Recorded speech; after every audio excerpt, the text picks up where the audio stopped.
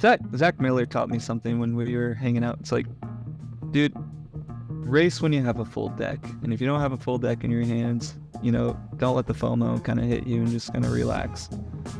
I don't have a full deck right now. Welcome back to the Free Outside podcast. And by the time this comes out, I will have either gotten or not gotten the Tahoe Rim Trail record. It'll have come out Friday morning, and I will have hopefully finished sometime Thursday night. Did it happen? I don't know, but wishful thinking will hope so. I have to record this ahead of time, but today's guest we're bringing is a very different runner, an athlete than myself.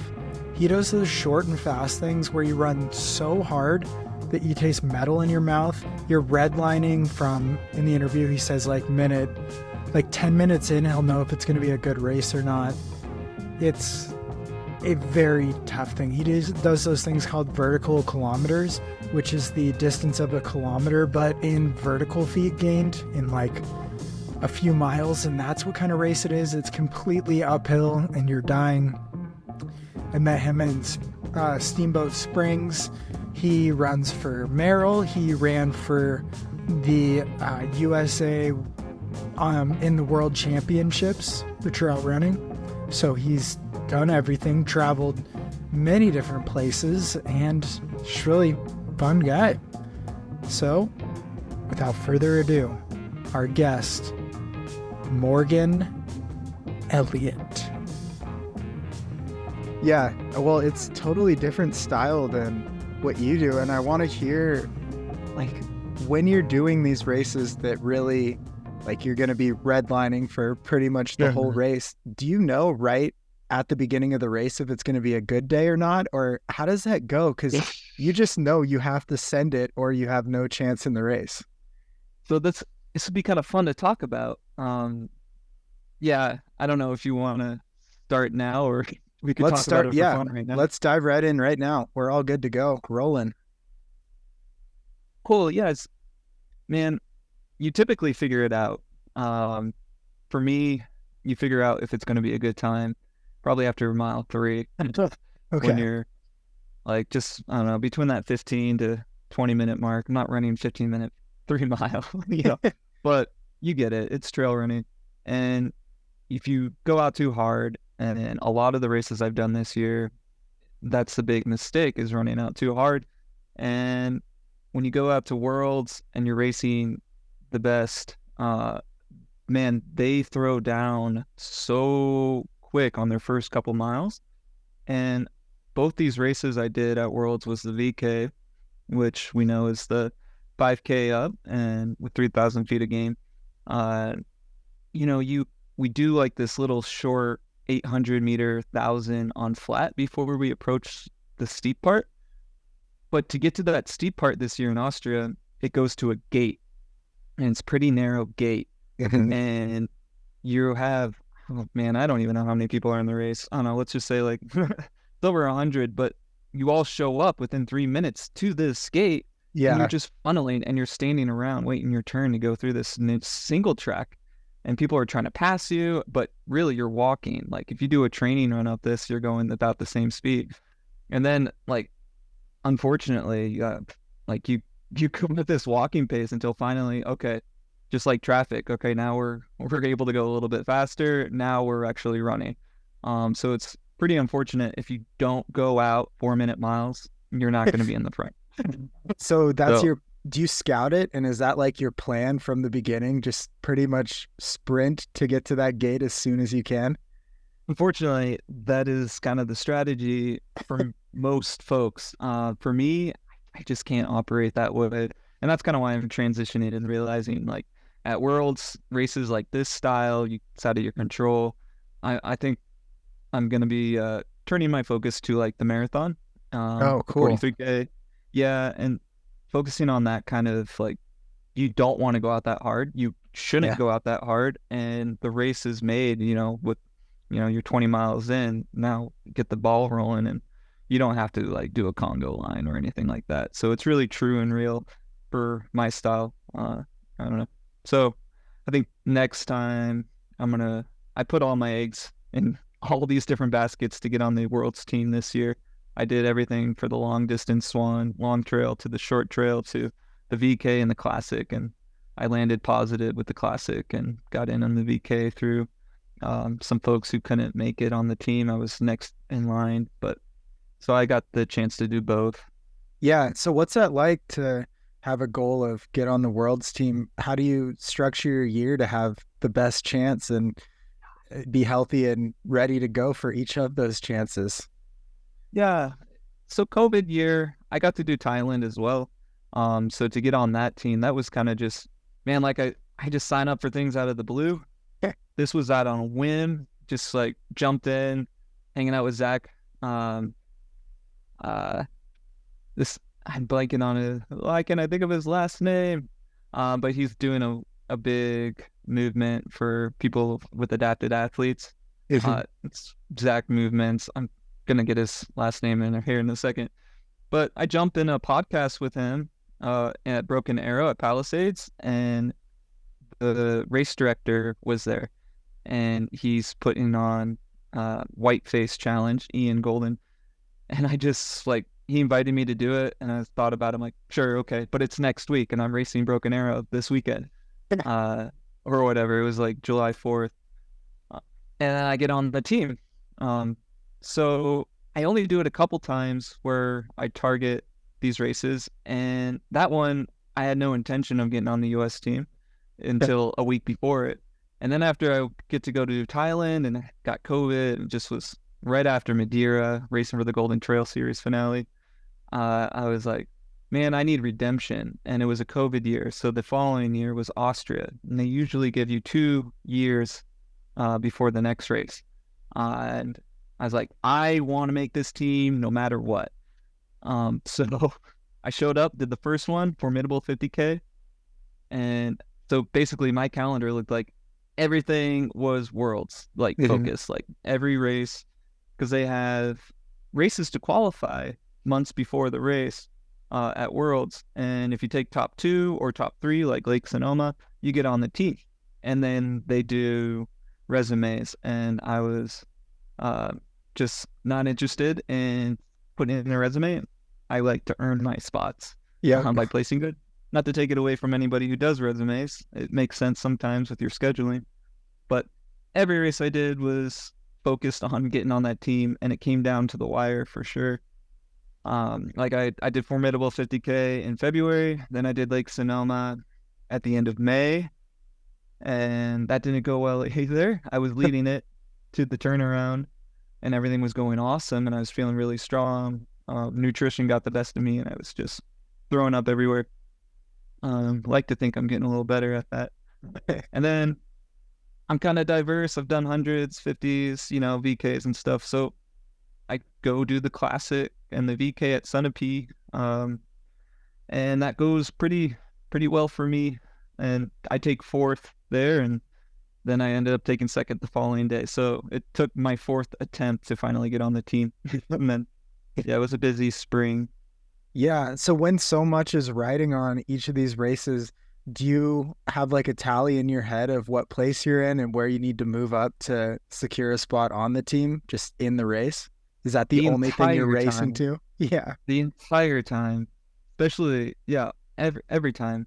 Like Lake Sonoma, I just was like, oh man, all you need to do is place top 3. And then the opportunity hit, and I was like, screw it, I want to win. Yeah. But for like the VK, you're counting, and it was kind of funny. Like I get to the mile mark, I previewed the course, and I was in 13th place a mile in. I'm like, gosh, these guys are going out so hard. And it was relatively fast runnable. And then I just pick them off in the woods, and I know what place I'm in. I'm like, gosh darn it, I'm in 4th, like, or 4th American or whatever. Because there's 2 Canadians that showed up, and they were really zippy.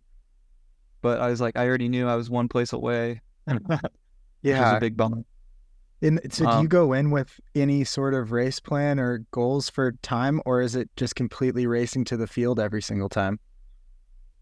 You're racing the field, and when it comes to those things, if you go for time, you don't know if those guys are going to have a good day, and their time's like significantly, they're going for faster time. So you really are racing the field and being strategic. You're playing chess and you're counting who's in front of you.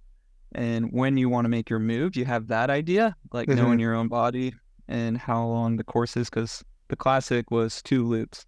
So that was cool. You could kind of tell how much energy it took to do 1 loop and know to save it on the first loop, because people went guns blazing on the first loop, and then you just start picking them off. So the next day was the classic, and same spot, mile in, I was in 13th place.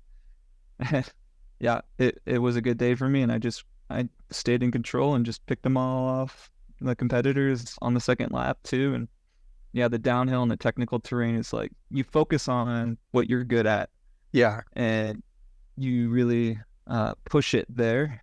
And yeah, definitely excel in your favorite spots. And then when it comes down to, just kind of grind out the spots where you're kind of decent at, like the flats, just try not to expend too much energy. And for me, the flats are kind of my weak point.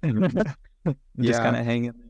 So I'm curious really on VKs. They sound so crazy. So what part in it are your legs just screaming, yet you have to force yourself to keep going? Dude, yeah, man, it is different than what you're used to. Totally just hard, right? Like you're tasting your blood in your mouth and you just want to cough, and your legs are just trash totally, like where they start getting wobbly and shaky when it comes to like a little tiny downhill like Broken Arrow has. Ugh, it hurts even when you cross the finish line. You're like waiting 5 minutes for the pain to kind of like go away. But the question was, when do you what? Yeah, so it's not a very long race, both in time or distance, but it just seems like it feels so long. When do you sort of hit that wall and you still have like a mile or two to go and a couple thousand feet? Is it really soon, and that's the battle and why they're so hard? Yeah. Your lactic acid kind of shows up 3 minutes in, and that's like the same thing with workouts. That's when you're like, oh boy, here we go, we're redlining. And that's usually, you can feel good like the first 3 minutes and push as hard as you want. And it's not until after that 3 minutes you're like, I made a mistake. Crap, I'm gonna pay for this now. I cannot get my heart rate down. So that's just experience. But yeah, we're talking a race that the world record's like, what, 32, 34 minutes, somewhere in between there. But some races, kind of like a 5K, you have long VKs, you have shorter VKs. Like what we did in Steamboat was a shorter VK for sure, by a lot, and not as high. Yeah, you gotta have that experience to know what your body can do for that type of race. For me, the way I race VK is I can break it up into quarters, but I also just turn my mind off and like, okay, it's 40 minutes of pain. It's like a 40-minute workout. You can do 40-minute workout. And I just think of it that way. Because you kind of know that's kind of the records around then or whatever. So are you looking at your watch too at all? Or are you trying to not look at your watch? I typically don't. Some races I found beneficial running with a heart rate monitor and just like, okay, do not go over like 176. But you can't always rely on that. So as far as looking at time, sometimes like you do workouts, you try to ignore your watch and not look at the time, because if you look at it all the time, you're like, oh my gosh, it was only 5 minutes. This is horrible. So when it's advantageous and when I know I have energy and I'm like, still have a lot of energy, should I be using it right now? You look at your watch, it's like, okay, we're 20 minutes from the top. I think I can surge here. So you kind of make the watch your friend in that way. Yeah. And so what happens in like a VK or a shorter race when you realize it's not your day? Does all that motivation to keep redlining disappear? Is it really hard to even keep going? Do you have like an example of that? The demons. Yeah. Do you have examples of that? Gosh, I wish I had no examples. Yeah, it happens, unfortunately, a bit this summer. Just like legs are just heavy today. Sometimes that happens and you get over that hump and the legs just like turn off, like, or in a good way, like the heaviness goes away and it turns off, and you just start firing like fresh poppy legs. That's amazing if that can happen. Happens for me for workouts, but on race day, hasn't been so good, especially when you're doing it and like, well, I have another race the following day, or 3 days from now to do the classic, for example, and that happened at Sunapee and Worlds. Even at Broken Arrow, you do a VK, because VKs usually are the first race, and then you have a longer distance the next couple days later. But I just try to run it true. I try not to ever turn off, because you never know what's happening up front. You don't know if somebody got hurt, or if they're hitting the wall and they're totally walking. Like if you lose your flame, you're in a VK, you're done. And that's another spot I can grab. So especially when you're running for the US, like your team, you do not turn off. You keep firing, even if your points aren't going to score. You just don't want to have any regrets, and it's fun. That's a big part of it too. You want to challenge yourself, and you train so hard. If you how are you going to feel if you don't give it all you have? You're going to have a lot of regrets when you're back at home, not giving it your best. So that's, if you're not having a good day and you're not firing, at least give it your best that you can do on that day. Yeah, so, and you have no DNFs pretty much. It's pretty incredible that you just gut out most things, it seems like.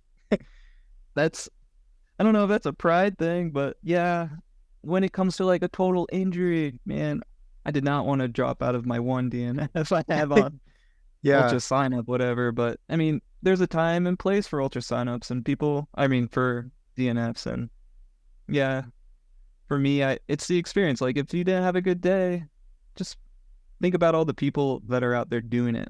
The mid packers, the back of the packers, they're not DNFing if they're having a bad day. They're going to finish. Yeah. And it's kind of like a sign of respect to not DNF if you're not hurt. Just suck it up, swallow your pride, and just walk it in. So what? You have an A race coming up. Don't exert yourself, I guess, in that regard if it's really, really bad. Yeah. But why do you think so many pros just end up DNFing? It's crazy just being at Javelina, half the top group just says, not my day, I'm done. Well, a lot of it's their sponsors, and they missed out on their spot for money, and they want to save their legs because they can get money at another race. Finances is a big part, and also just, I don't know, some people have this ultra sign-up score they have to have at such a high scoring rate, and it's whatever. No judgment on them if they want to drop off, even though it sounds like I am. But injuries are a big reason why I would DNF. But if you're not injured and you're healthy and you're just having an off day and you just don't want to suffer for the next 20 miles, that's not what you signed up for, whatever.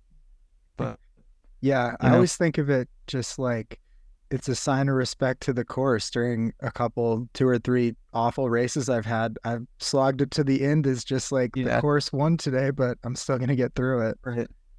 And you could just totally drop down and just enjoy it, start high-fiving hands and spending a little bit more time at the aid station. And it's a totally different experience, and you can make it fun. Just change your perspective on it. And it could be extremely enjoyable if you're just doing that. And then the other double-edged sword of that is if you start training your body to slow down in a race, that's bad habits, and then you're going to want to do it all the time. And it's fun. I don't see that being a thing. No, I get more fire from just being in the back of the pack, slogging it through with these people who are accomplishing a 5-year goal they've trained for. It really gives so much better perspective than just being in the front with, wasn't my day, gonna try again in a month. Totally. And then even pacing people like that. You see a lot of pros just, they'd often tend to pace the front of the runners, but try pacing somebody in the mid-pack. Pace somebody in 100 who's going to make golden hour. That's a totally different experience. And it's inspiring to see how hard they're working. And they're out there almost twice as long. And and their determination is probably higher than a lot of pros. Their one goal is to make the finish line under cutoff, and they're so resolute. They're not focused on all the little things. They're just whatever I need to get there. Right.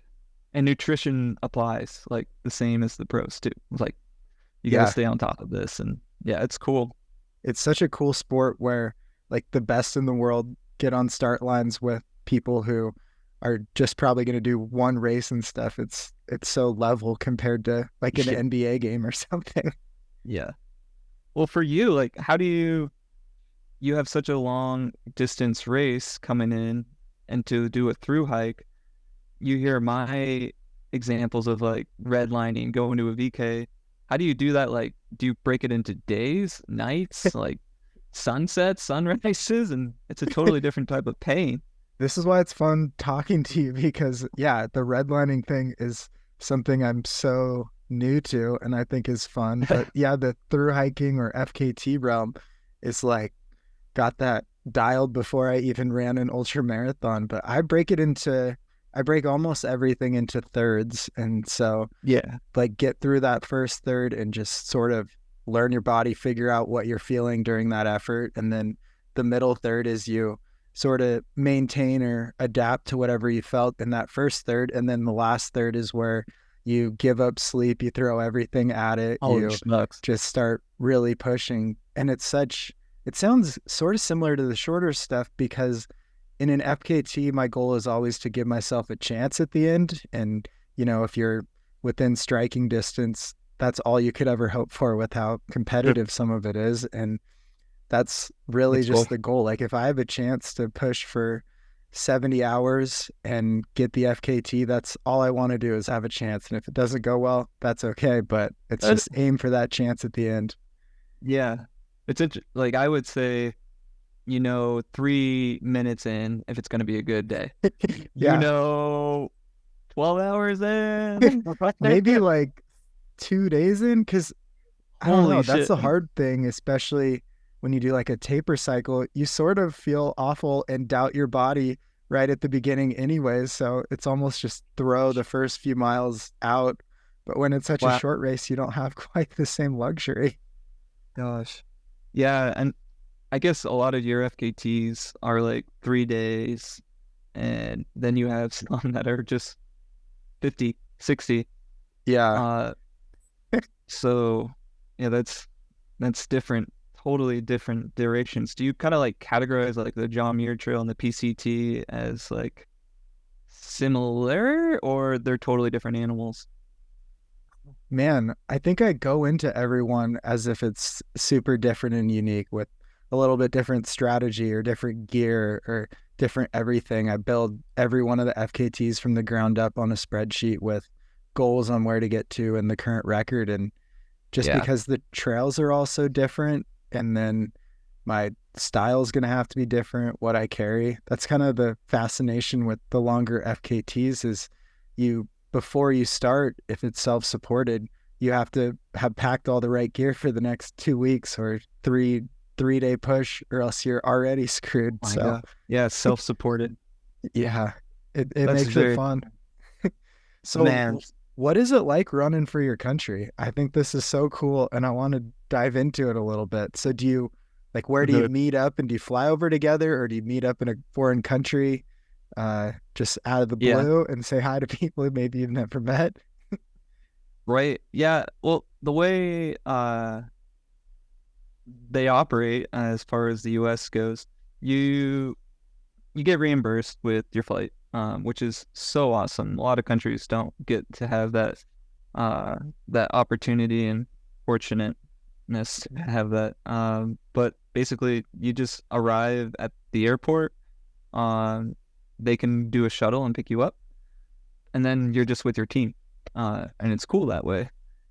For me, on the other hand, I take it, and then also some other athletes, they take advantage of the free ticket, and they open up their entire summer after that, and be like, man, I'm going to race in Europe while I'm here, and not worry about going back. Like Ricky Gates is really well known for this. He's like my favorite athlete to follow and pay attention to in his lifestyle.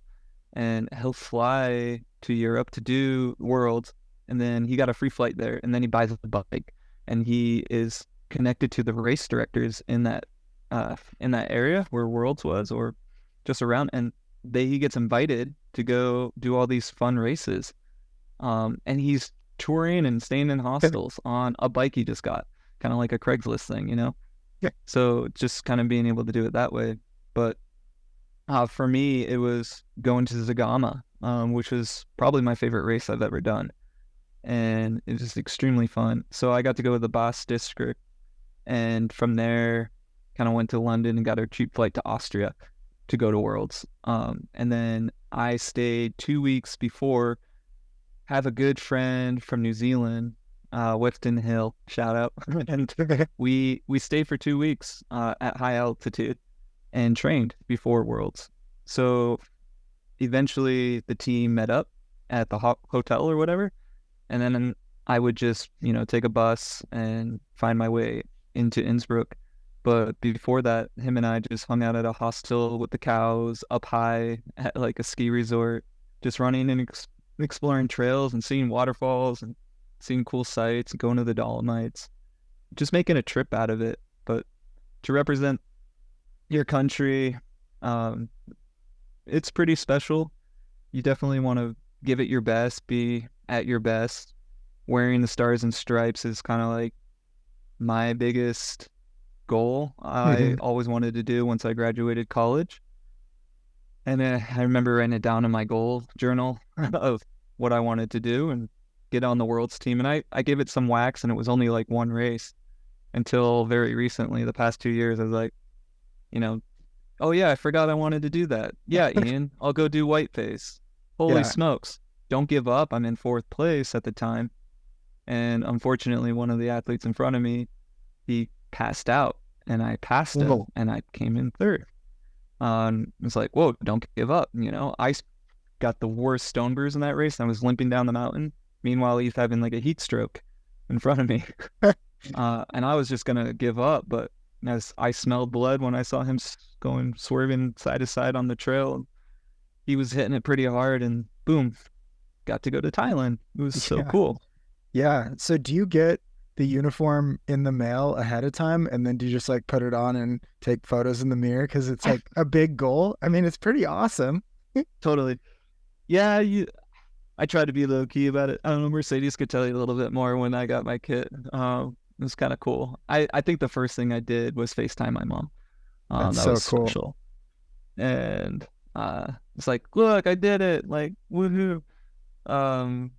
But it's so cool being able to, there's so many people in this country, and to think that I'm one to be fortunate and one of the best, I guess, to be able to represent this distance.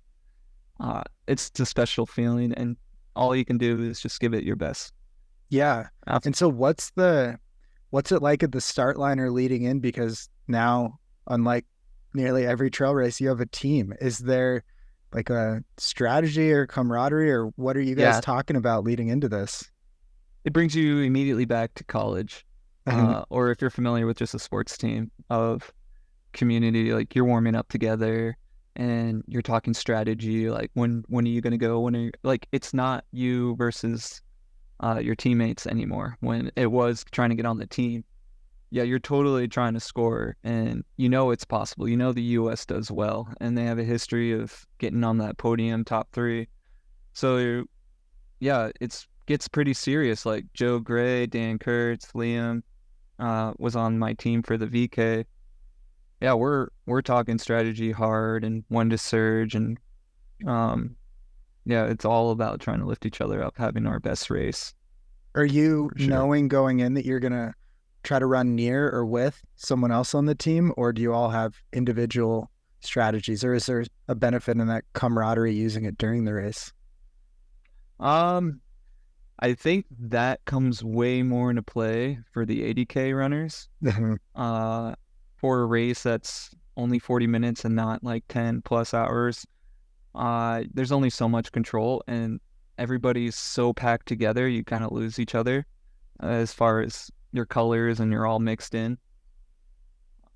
But you kind of have an idea, like we share with each other like what we're going to do, and if it's a good idea, blah, blah, blah. And for the most part, I kind of had an idea just by place of what I did at the qualifying races to get in. It's like Joe Gray, obviously, he's the man. He's fast as can be, won worlds and things. Just hasn't gotten that VK one. He's going to be up front. So that's not my neighborhood. But the guy like Liam, we ran pretty much the same in the VK Classic. Yeah, he'll be kind of in my neighborhood, and if I see him, I know I'm kind of on a good pace, because you can totally get lost in that wave of really fast athletes, for sure. But yeah, that answers it. Yeah. And then how, I guess at the end of it, are you just like, you gave it everything, and then do you wash it away, or do you dwell on it because it's such a big stage as well? Whew. Yeah, you're making me go back. It's cool.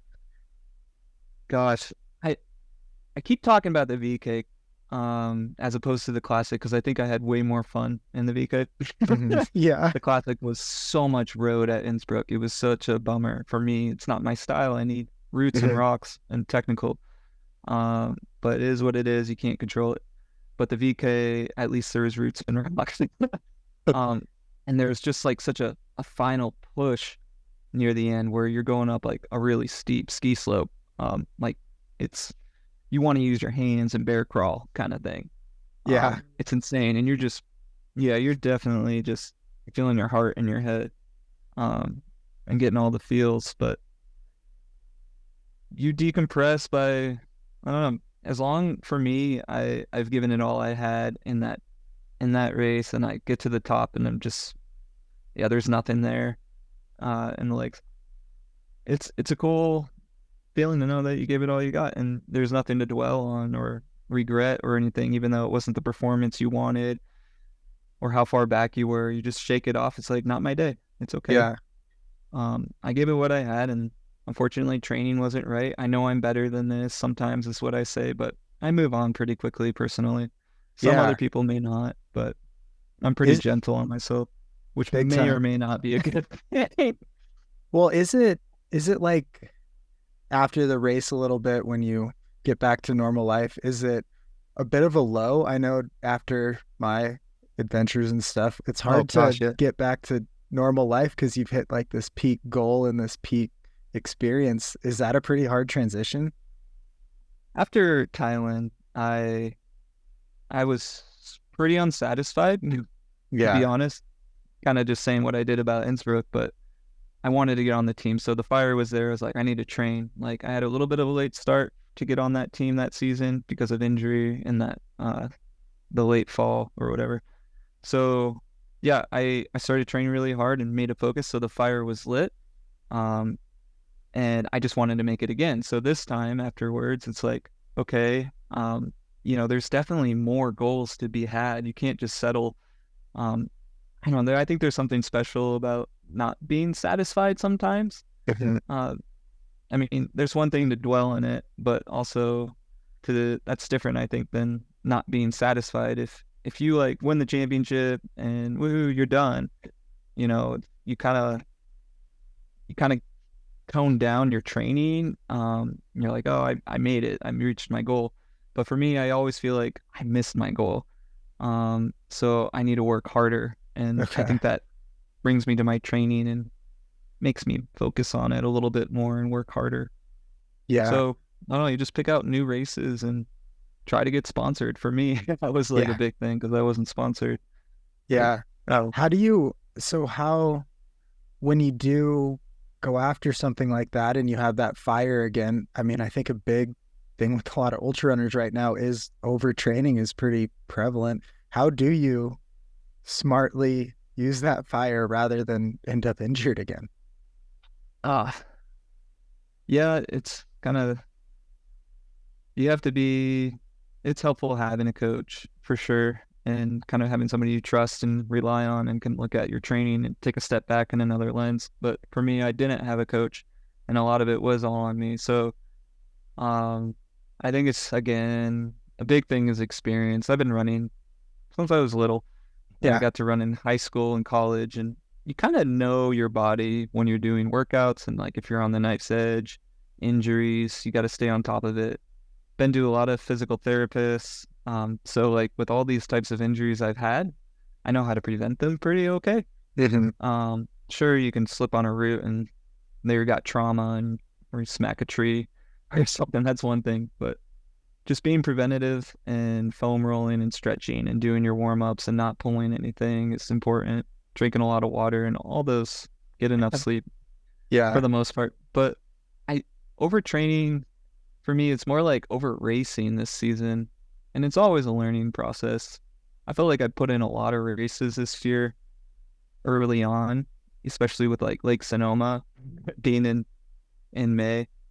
I did like 11 races by the time at the end of June. I've had done 11 races. So 2 a month pretty much. Gosh, I did, well, BKs are so short, but I counted them. Yeah. But like between this time frame of Broken Arrow, I did 2 and 2 in like 10 days, 9 days, 8 days. It was ridiculous because it was such a quick turnaround. Yeah. Are you recovered for things to do it again, or what? Why are you going out and doing that? I'm trying to be a little bit more smarter. I think it's FOMO is a lot of it, and I just enjoy it a lot. I have a lot of fun racing. And I have a hard time turning things down. Yeah. So if I get offered a free entry, but you know, it's living, it's fun, it's traveling, it's experiencing new places and making new friends. And that's kind of why I think I agree to do all of these things. And, you know, you learn the hard way sometimes.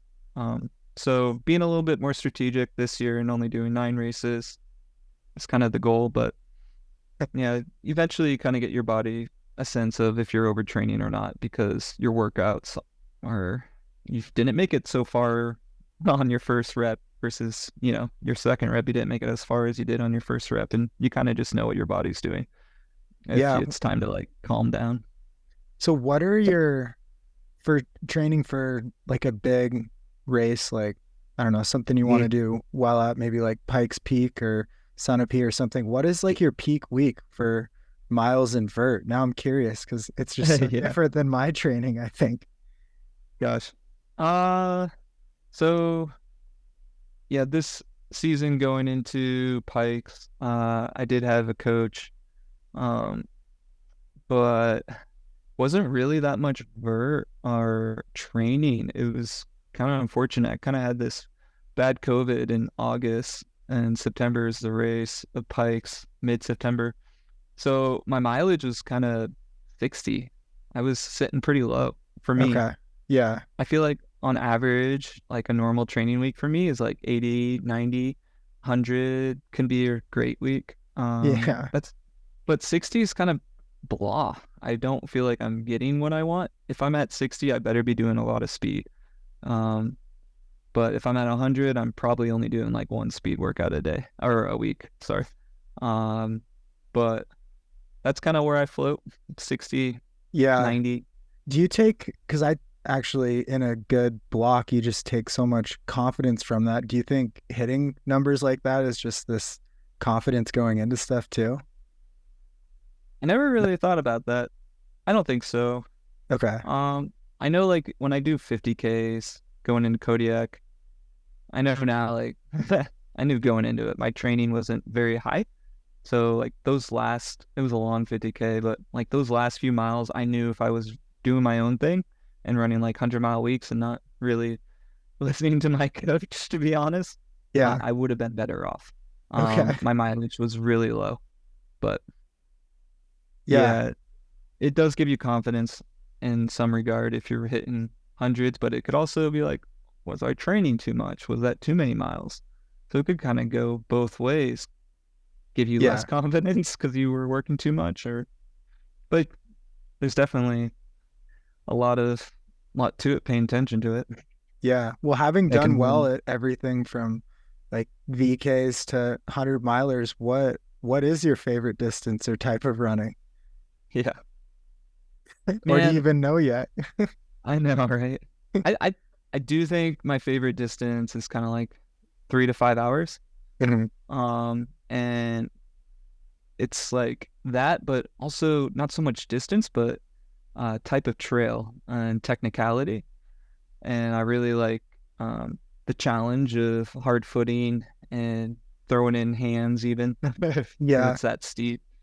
So I'm attracted to those styles of running. I feel like that's like Zagama is like the shittier the better. And that day for Zagama, that was pretty shitty weather, and it was so much fun. And I just enjoy it a lot when it's your mind's just so focused on where your feet are going and that. So I would say 50Ks right now, and next year a lot of my distances are focused on that. I get a race OCC, so I'm gonna have to really like that 55K distance for sure. Yeah. Well, I like that you brought that up, and going into some stuff that's not completely my forte. I always hope for like the worst conditions possible. Do you have the same thing? Yeah. Even on like a long trail though, when you have to sleep in it. Well, as long as it's just a race, so it's the same for everybody. It's like, yeah, you're wishing blue skies and dry trail. Yeah, exactly. Do you feel the same thing then? You just said that the more miserable, the better. Do you think you do well in that? I love it. I love it when people are like looking at the weather and like, oh man, it's gonna rain during our race. I'm like, yes. Like, anything that can get in the heads of my competitors, I feel like I feel sort of indestructible. I like to tell myself that. I'm like, bring on the mud, bring on this misery. Like, you know, my hands suck when it's cold, but that's one thing. Yeah. I think it's advantageous for me. Yeah, it's super fun because it's you against everyone else, and it's the same course. So it's like, if I can just suck less at this terrible condition course, then I'm going to do really well. That's cool. You like the same. Yeah. Totally. Yeah. Are there any races in your mind that kind of did suck like that and you really thrived? Oh, I don't know about the thrive part, but I had a lot of fun. So like Zagama and the Basque district, just like northern Spain, that was raining and totally garbage type of weather where you're starting with like a rain jacket. And it's pretty chilly. And you just got through mud that's past your ankles up to your shins in a lot of parts.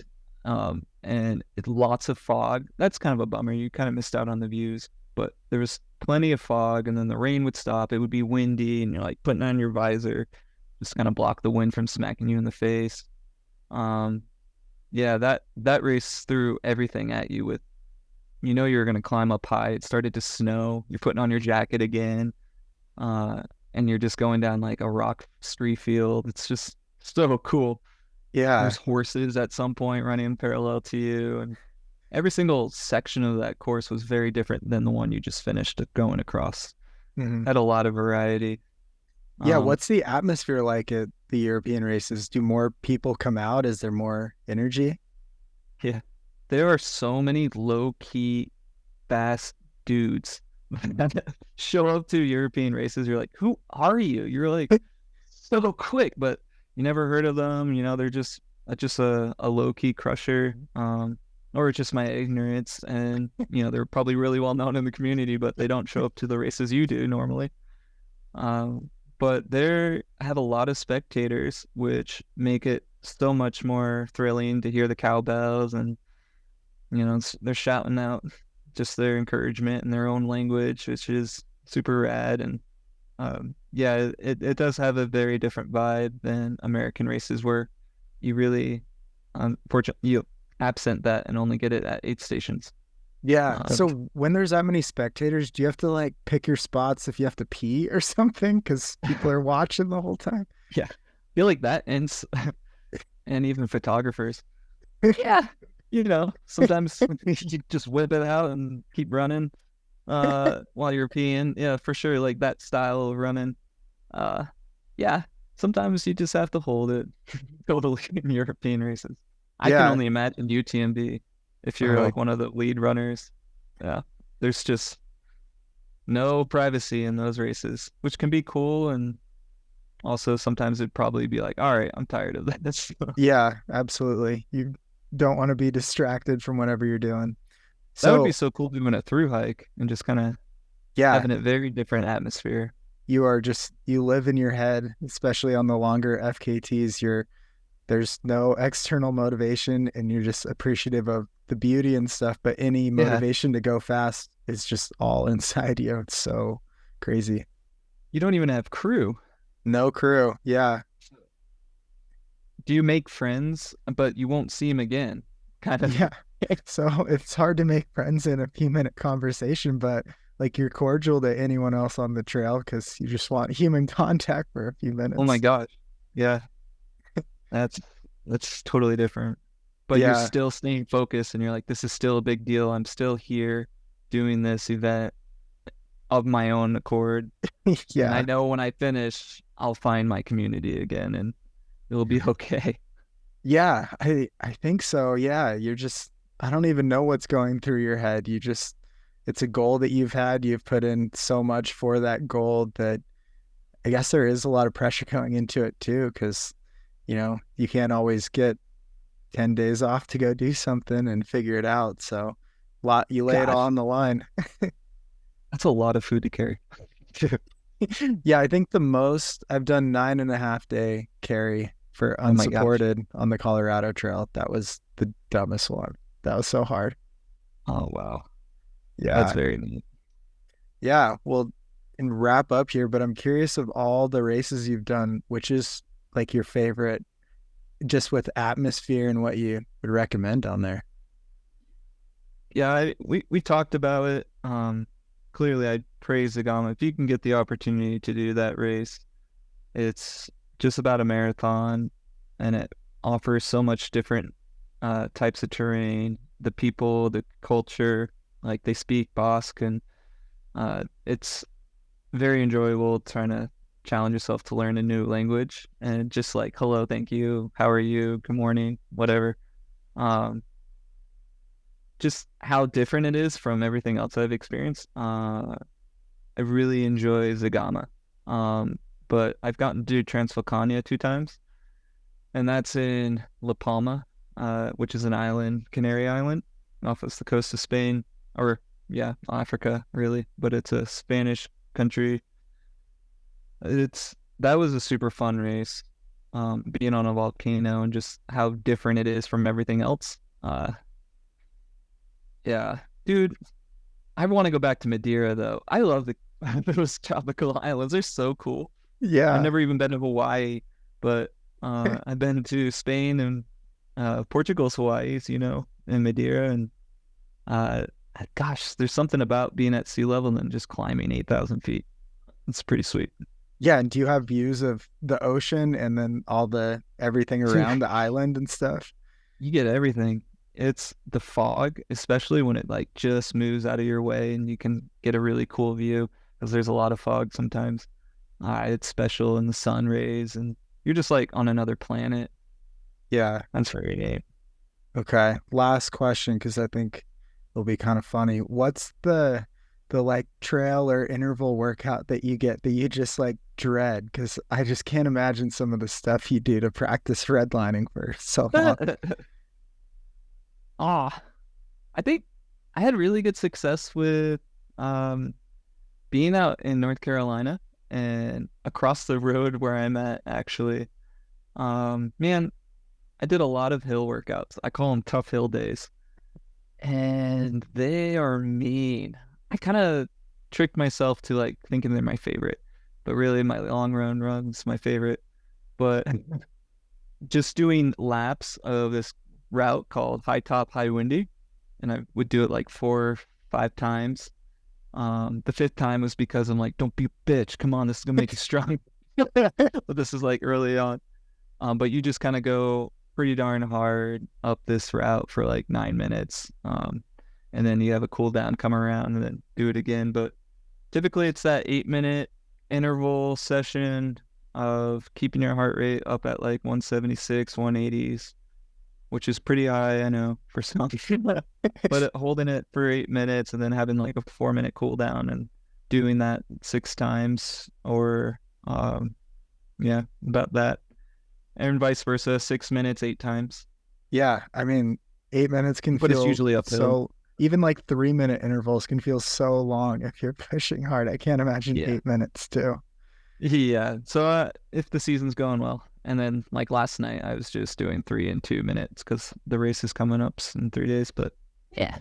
Yeah. So what's next for you going into next year? Yeah.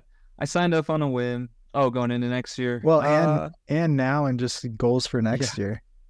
Yeah, I'm gonna race shut-in. Like I was mentioning earlier on this which is over here in Asheville. And then November 18th, I'm going out to race Bentonville. It's the Dirt Circus in the Ozarks. So pretty looking forward to racing Andy Wacker, Dan Kurtz, and Christian Allen. So could only find the fastest in the sport. But we did get a race again. So that's going to be pretty wild. I just love the community and the competition. So hopefully I respond well there. And then calendar, I have down Desert Rats 50K. But I already got into OCC, which is cool. This would be kind of for 2025 if I want, and just a good shakeout race.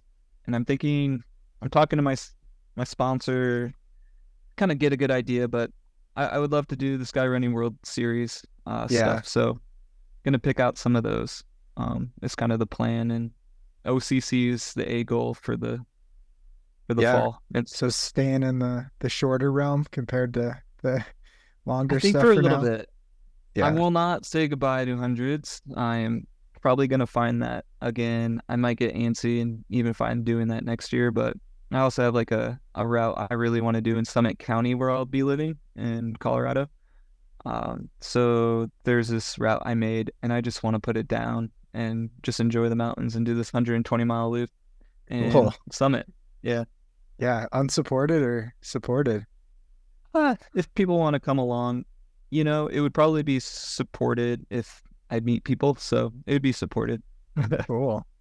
Awesome. Yeah. Well, thanks for jumping on. This was fun. Yeah. Thanks for giving me the chance, Jeff. And you're recovering after doing Javelina. Yeah. I mean, I'm stoked to run again, but I'm forcing myself to do recovery the right way. Dude. So 1,100 miles of racing this year. Yeah, somewhere around that. Yeah, it's so cool. I think I'm like 200 miles on racing. Well, and my volume for the year is only at like 3,000, so a third of my miles are race miles this year. Gosh, you're like racing into shape. That's what it is. Or just never losing it, I guess. That's so cool. You're definitely the ox between us. Super strong. Well, I wanted to just really figure out and learn more about racing. So the best way to do it is to do more of it. And so won't be as busy next year, but the goal this year was just learn more, figure out racing a lot more. Yeah, man. That's good. Yeah, it's always learning, never stops. Yeah. Cool. Well, thanks for doing this, and I'll let you know when it's going up. Launching the whole thing in about a week, so hopefully cool, man. A couple weeks after that. Sweet. Yeah, feel free to reach out anytime if you want to focus on anything else or whatever. That's cool. Yeah, absolutely. Hopefully we can connect and run together too. Yeah, man. That'd be great. Where are you moving to somewhere? Yeah, moving from Durango and up in Breckenridge this winter. Cool. Are you going to do a lot of skiing, or what's your winter? I'm doing tons of it. I work on the mountain, so my job is skiing. So nice. I'm all about enjoying and being outside, getting that sunshine. So it's called mountain safety. Ski all day, and then I'll be having 3 days off. I could find another job doing like Nordic instructing or something, but I might just enjoy it and not go do things on my own. Enjoy it. I lived in Tahoe for a winter, and it's just so cool to enjoy it and keep enough days to realize you probably won't live there forever, so at least soak it up while you can. What are you going to be doing in Bozeman for the time being? I mean, I just do everything's remote, so just in Bozeman specifically, I do skate skiing, backcountry skiing most of the winter, and run enough to never stop. Yeah, backcountry classic is my favorite thing to do. Yeah, that's very cool, being out and just making your own tracks and listening to the soft snowfall. Yeah, man, that's so fun. Yeah, it's the most peaceful time of year too. Like not even birds are chirping. You get silence, just the gentle wind, the snow. It's so cool. Yeah, that'd be super rad to come up to Bozeman, but you're always welcome to Breck. Yeah, I mean, we have a lot of I go down there a backcountry. lot less in the winters, but a lot of good friends Yeah. in Denver. I lived there for 5 years, so a lot of roots. Oh, damn. Yeah. I know. Cool. Yeah, thanks for talking, dude. Yeah, I'll let you get back to life and good luck in the race. In like 2 days. Yeah, and then not learning from mistakes. Just gonna sign up another one and really race some fast dudes. That's for sure. Yeah, well, I mean, I think with that kind of thing, there's so few opportunities you get to measure yourself against some of the best that you might as well try to soak up as many as possible. Yeah.